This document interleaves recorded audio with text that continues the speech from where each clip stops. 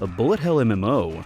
Can't say I've heard of that combination before, or at least I don't think. Now I feel bad for games I'm not even sure exist. This is Survived By, an MMO where dying isn't just expected, it's encouraged. Anyway, Survived By is a third-person isometric shooter, but it falls into that bullet hell genre, which if you don't know what that is, take a handful of nails, throw them up in the air, and then try to dodge them. But please don't actually do that. I don't encourage stupidity.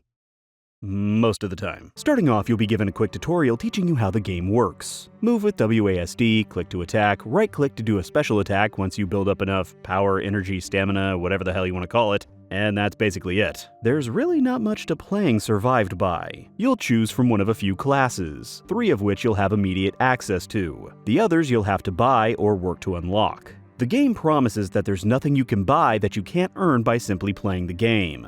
I'm not sure how true that statement is, but Survived By is published by Digital Extremes, the Warframe guys, so I'll assume it's true. Once you're into the world, you have a few NPCs and mission boards you can interact with. However, you can only pick up one quest at a time, it seems. But that's okay, because from what I've played, the game focuses a bit more on exploring the land, discovering dungeons, and doing kill quests. Which you might as well do because you're going to be killing everything anyway. And I mean everything. I'm sorry, little goats. You did not deserve this, but you give really good experience. You'll notice that walking through this world is a lot like walking through Jurassic Park. Everything wants to kill you. Also, they have guns.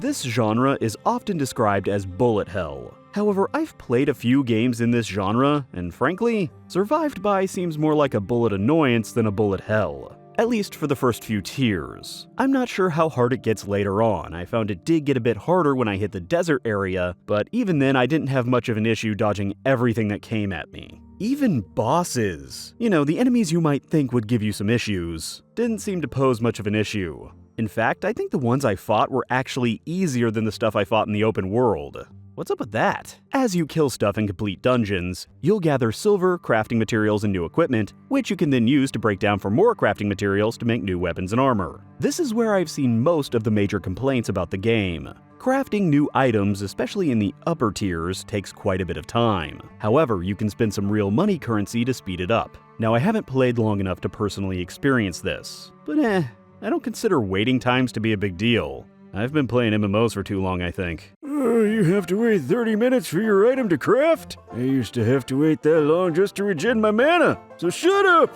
In actuality, I don't know how long it really takes for items to craft in Survived By, but I'm still not sure I'd get the complaints no matter how much time it took. Unless it was like 600 hours or something, I don't know. Then comes the death system. Survived By likes to tout that it has permadeath, which is kinda true. Your character does die and you don't get them back. Instead, you're survived by... Oh, shut up! A new character who is your descendant. You then pick one item to hand down to them, and then you work on your legacy. These are traits that you give to your descendant. The further you get before dying, the more you can level these traits up, which makes the next character you play even stronger than the one before it. Much like how your children will be stronger than you and eventually replace you. Unless you do something about it. Hey, Kyle. What? Can I see your kneecaps? Why do you want to see my kneecaps? You only get to keep a certain number of these traits, so you'll have to pick and choose which ones you really want to level up.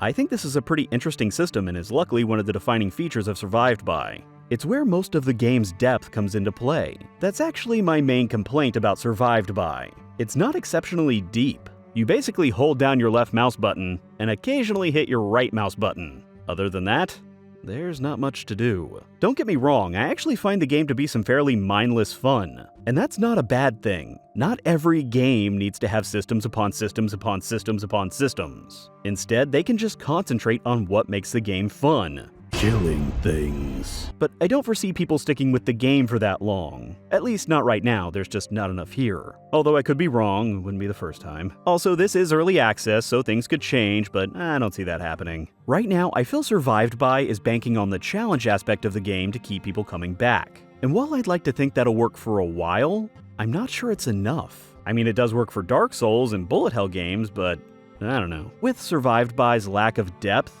I am a bit worried about the game's staying power. So to answer the question, yes, I do think Survived By is fun, but I'm not sure I'd play it for more than a dozen hours or so. Wait, is that a burger skin? And a chicken leg? A T-bone? A ham? A hot dog? Never mind, best game ever, 10 out of 10. And people say MMOs are dead. And that was Survived By. I really like that hot dog. If you're new here, make sure to hit that subscribe button for future videos. I've also put another video for you to watch right up here. If you want, you can follow me on Twitter, Facebook, or Twitch for my weekly live streams. And if you really want to help the channel, consider donating $1 through Patreon like all of these other amazing people. They're my descendants.